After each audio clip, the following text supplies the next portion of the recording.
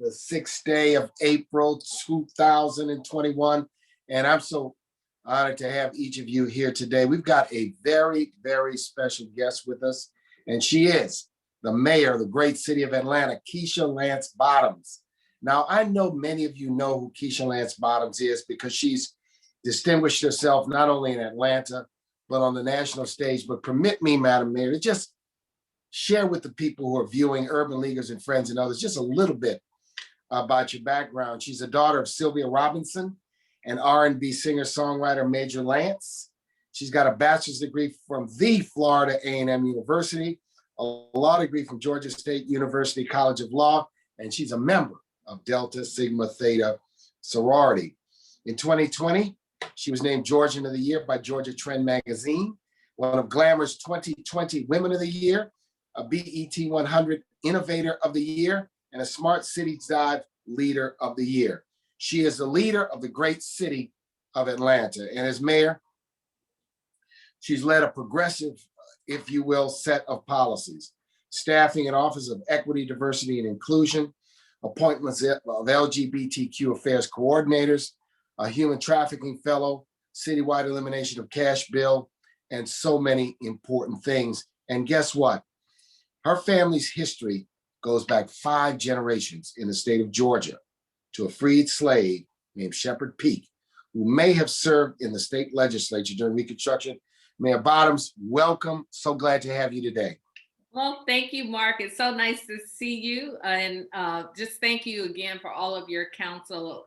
So everyone who's watching and listening will know there's not a time that I text you or call you that you don't immediately respond and share all of your wisdom and insight from your years as being a mayor. So I greatly appreciate your friendship. Well, thank you so much. And right now, many things happening in Atlanta and Georgia. It's ground zero for voter suppression. What's your take on the effort to suppress the vote? You know, it's unfortunate that we're even in this position. When you look at the attack that's been made on democracy as a whole, we witnessed it with the insurrection at the Capitol. This certainly, there couldn't be a worse time for us to dial back on allowing people to have access to the right to vote. And there was an opportunity in the state of Georgia for us to lead, for us to make some tweaks based on some of the challenges that we've had in previous elections, not speaking of 2020, but going back many years. But instead of making some positive changes to be an example to the rest of the nation, we did a 180, and it's embarrassing. It is, it's discouraging. But when I hear our good friend Ambassador Young speak about his election to Congress in 1972, one day of voting, thunderstorms, 74% African-American turnout, then I know that we still have the power within us to continue to show up and make our voices heard and to make the changes in the state that will be necessary for us to undo the harm that's been done. Now, today, across the nation, many people have zeroed in on the voter suppression in Georgia because of the concern that it is the beginning of this movement by the far right, let's call it, because there are some 40 plus states where similar legislation or even more draconian legislation has been introduced. For allies around the country, what's your call to action?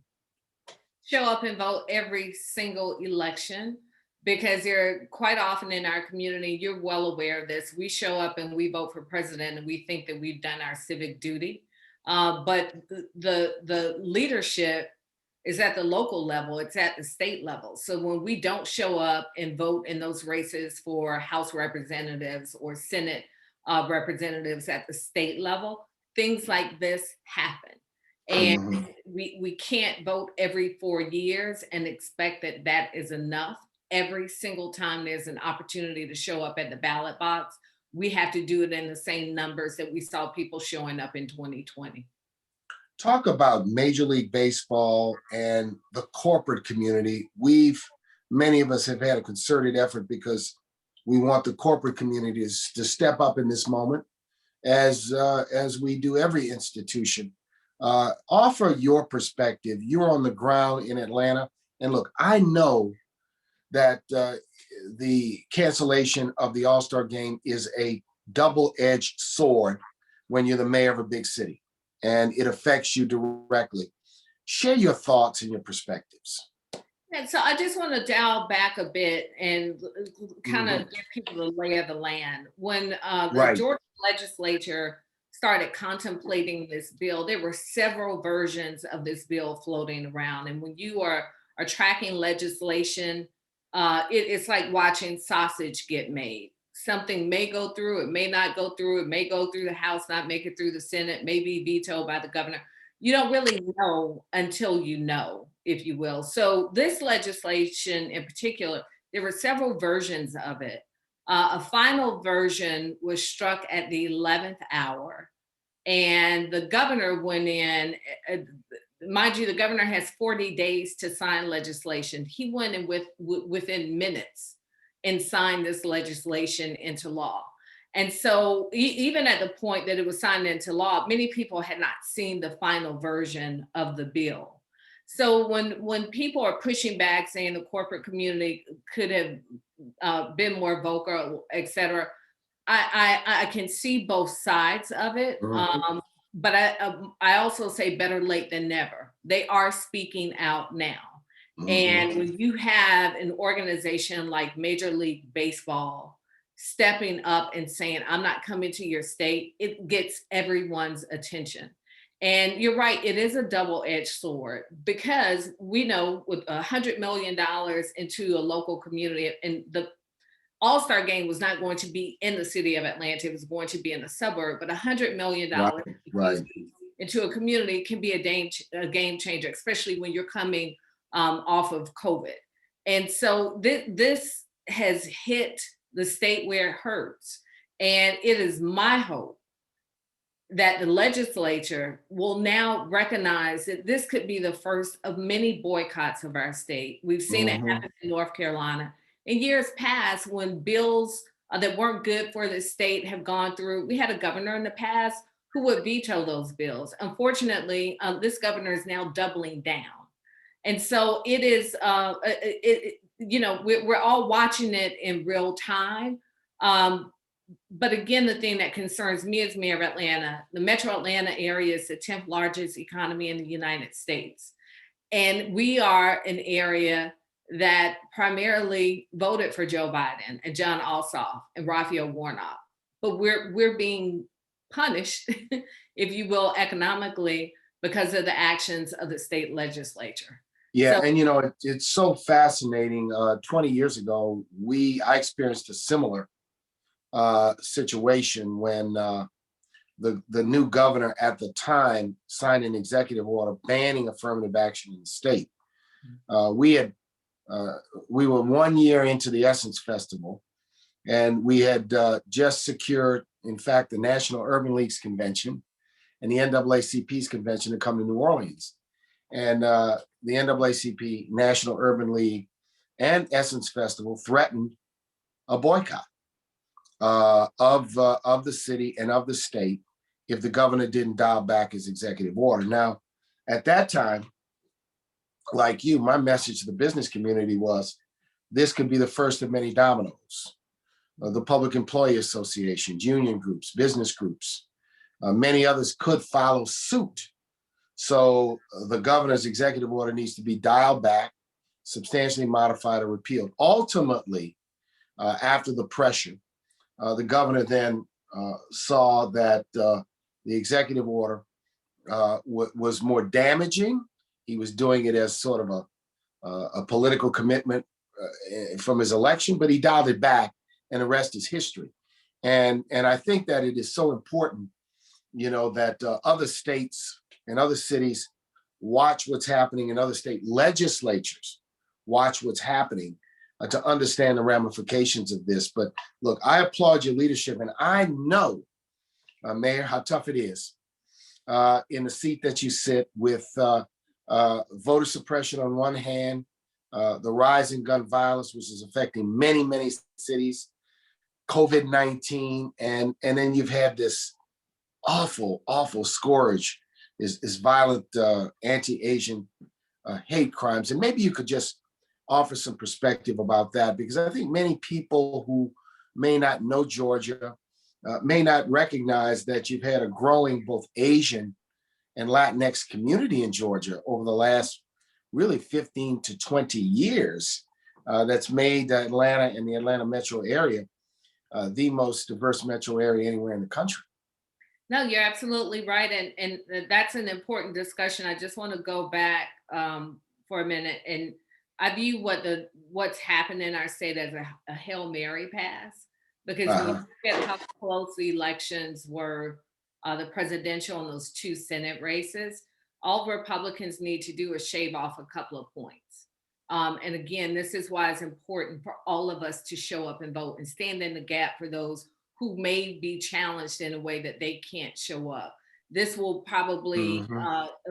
I hope it will be a rallying cry and a reminder to Hmm. people across this state that their vote actually matters, and it matters so much so that people are willing to do anything they can to suppress it.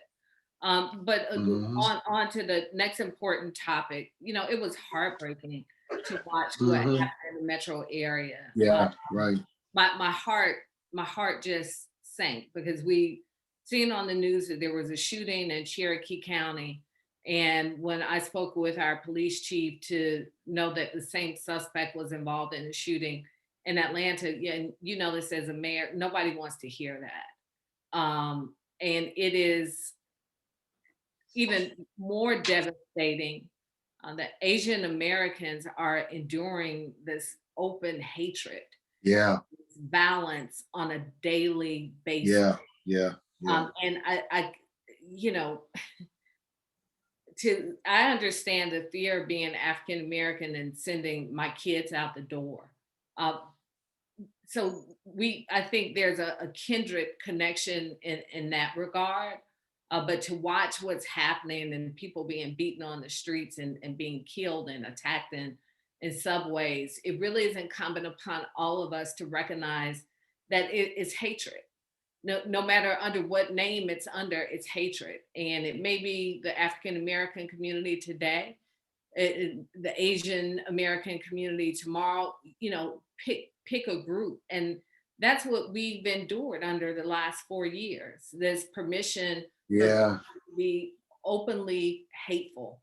Um, Trump normalized he did. and legitimized open hatred. His effect on the body politic and the atmospherics of the nation are really damaging. So, as a mayor with the AAPI hate, how have you dealt with it? What's been your message to the people in your community? How do you think about these sorts of challenges? Because they're tough and they're demanding.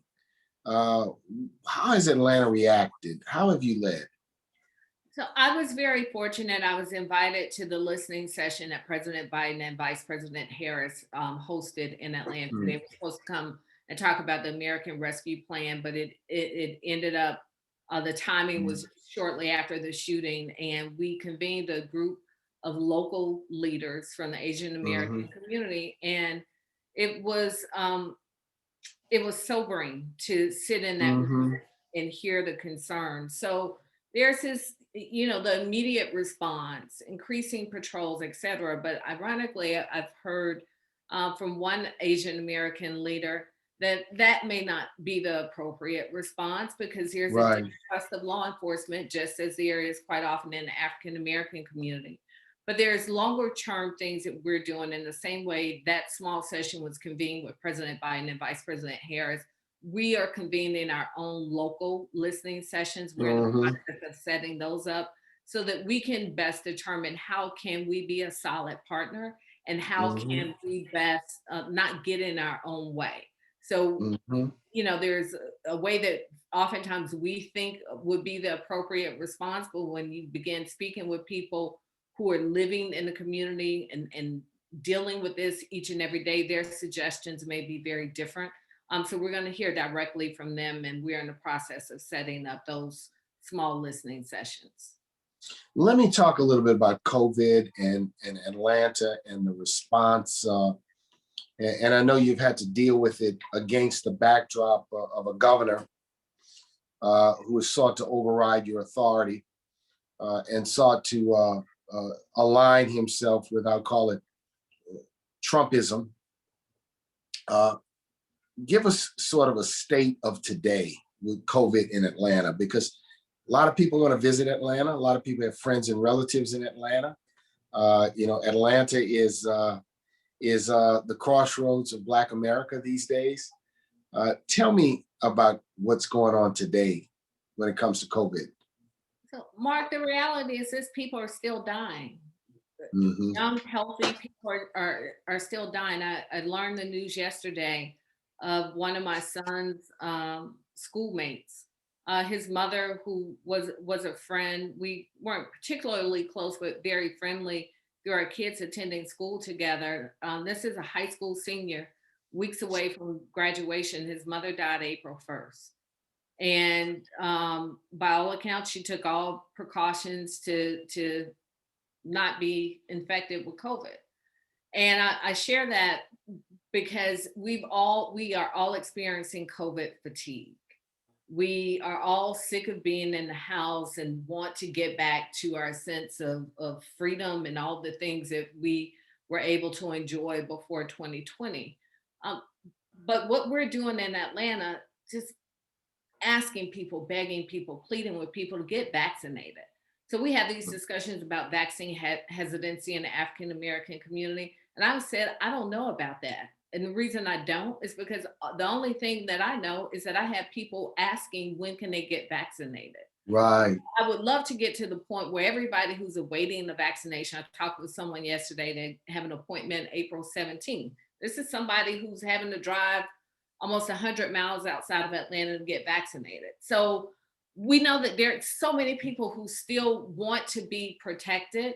The largest vaccine site in the Southeast is set up at Mercedes-Benz Stadium. They're Hmm. vaccinating 42,000 people a week. This was a commitment made by President Biden that he would put vaccines in our most needed communities. And of course, he's kept his word. There's still so much more to be done. So we're just asking people, our state is wide open and pretty much has been from the beginning of the pandemic. And that's the irony, even about Major League Baseball. This governor opened up our state under the guise of economic recovery and the need to make sure that we were economically viable during the pandemic. And then in one signature, he wipes that out by creating a scenario where there are boycotts threatened in our state, just as we're beginning to turn the corner. So the state in Atlanta is the same as it is across the country. People are coming here.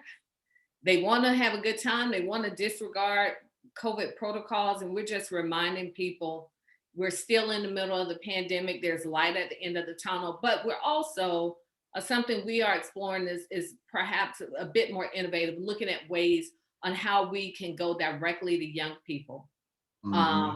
and get them vaccinated with that one single dose. I think that's going to be Hmm. Hmm. our best hope of truly turning the corner on this pandemic. How much will the American Rescue Plan that the president just signed, the Congress just passed, help Atlanta? I know there's money there for the city budget. I know you need that. How will it help you? Oh my gosh, it helps tremendously. And you know this from having served as mayor. You're looking at that budget, you see revenues dropping unexpectedly. City services still continue throughout the pandemic. Trash is still picked up, still filling potholes, all the things that the city is responsible for continue. And thankfully, we were in a better place than a lot of cities in that we were able to go into our reserves even before we got CARES Act funding and pay Mhm. our frontline workers, our sanitation workers, public safety employees, et cetera, $500 Mhm. on hazard pay as they work through the Oh, pandemic. wow. But now that we have the American Rescue Funds, we can breathe and we can make some other decisions because we know that this is going to fill in the gap for our budget shortfalls. We can continue to provide rental assistance. We can continue to provide assistance to small businesses. We can continue to make those hazard payments, and we can project knowing that one day a recovery will be upon us. But right now, we don't have to worry literally that the lights are going to be turned off or we have to lay off employees or cut city services. Yeah, well, look, a lot of credit to you and the management of the city's finances to have a reserve or rainy day fund. Many cities have no rainy day fund, or if they do, it's thin. Yes. Or it's limited. So that's a testament to good fiscal management. Mayor, you're almost done a full term in the toughest job in American politics, which is being mayor of a major American city. Just look back on the 3.5, almost 4 years, and tell us what you're proudest of, and in terms of it. And I just think it's important that people understand that you've managed through a tremendous crisis. And I was asked by a New York Times reporter about the mayors of this generation. And I said, they're juggling balls, they're standing on one foot. They've got a combination of fiscal problems, COVID, economic challenges. They've had a hostile administration for 4 years, an incredible set of challenges that it equates as the greatest set of challenges that American cities have faced in a very, very long time. Look back for me real quickly. Mark, that's a great question. I think the fact that we are still standing as when so many other cities have fared much worse than we have. The fact that my personal point of pride is that we've been through the storm multiple times. Far-reaching federal investigation into the last administration.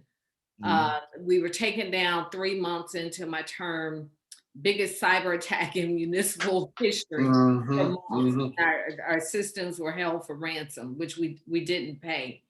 Then the social justice movement and COVID, and not to mention an unstable president.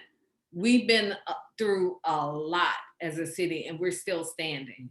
And that makes me proud, because none of these things were expected, none were scripted, there was no preparation.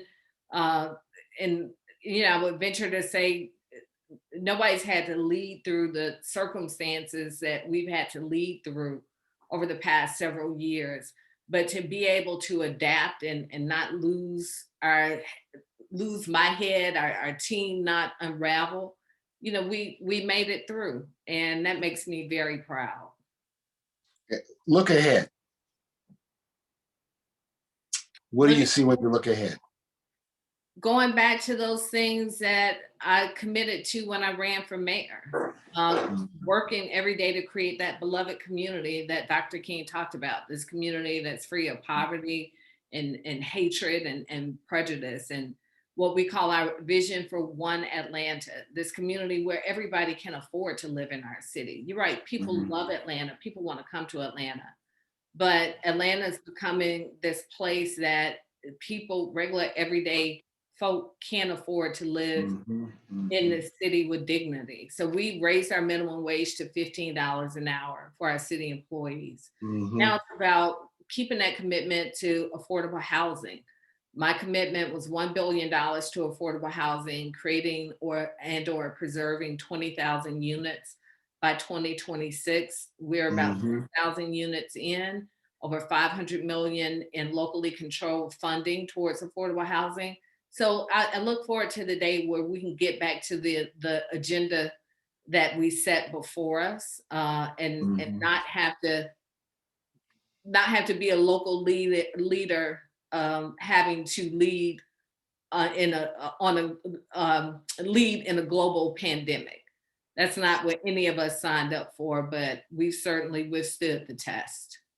Well, Mayor, I really want to just thank you for your time today and your leadership, and for standing on the shoulders of giants like Maynard Jackson and Andrew Young and Dr. King and so many other, Hosea Williams, and we can name the many incredible leaders that have forged the way for you and for so many of us in the great city of Atlanta, and for confronting the challenges that you face with great dignity, resolve, and seriousness in these times of great difficulty. I want to also thank you for your partnership and support with the Atlanta Urban League and our president, Nancy Flake Johnson, who always speaks with great passion about your leadership. And we just want to let the nation wants to let Georgia and Atlanta know that in this last election cycle, you led the way. You demonstrated what change could occur when people vote and participate.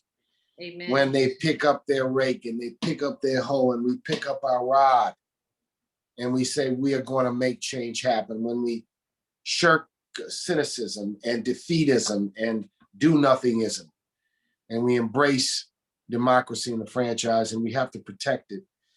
So a great deal of appreciation and thanks for you joining me on ReMarcs today. We're standing with you in your corner. At some point in the future, we want to bring the National Urban League Conference back to the city of Atlanta when it is correct. And we will resist with all of you voter suppression. We are in conversations with many to apply pressure, not only on the Georgia legislature, but for the record, the governor and the legislature should repeal the ill-advised legislation that they passed. They can simply fix this problem and allow the playing field to be level. My own commentary is that when I saw the suppression legislation, I said, this is a case of sour grapes. Mm-hmm. You lost fair and square, and now you say, let's change the rules. It's like losing a basketball game and saying, well, let's move the rim to 12 feet.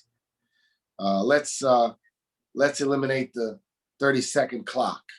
Let's change the rules so we can get some kind of unfair advantage when the playing field has been level. And I think America understands that fundamentally, that it's just a political sour grapes, and now it's a blatant effort to suppress and deny and make it more difficult for people to vote. When democracy, many of these states in the country, many of them do not have large Black populations and brown populations, allow a person to walk up to the polling place on election day, having never been registered before, show something, and vote.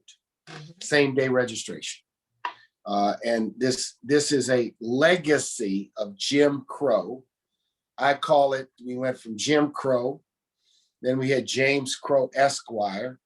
Now we have Jim Crow's grandson, Jimmy Crow, who's like Jim Crow, who's carries tiki torches and flags and runs around with fictional tales of fictional tales of cheating and lack of integrity to get his way. But Mayor, thank you so much. Continue to lead with passion, indeed with dignity. Ladies and gentlemen, Mayor Keisha Lance Bottoms of the great city of Atlanta has been with us today. So proud, Mayor. We'll get you back again in the future. You let us know how we can be of assistance, and I'm going to give you the last word. Well, I appreciate that, because I don't want to leave without thanking Nancy Flake Johnson and the Atlanta branch of the Urban League. They are such strong partners for us.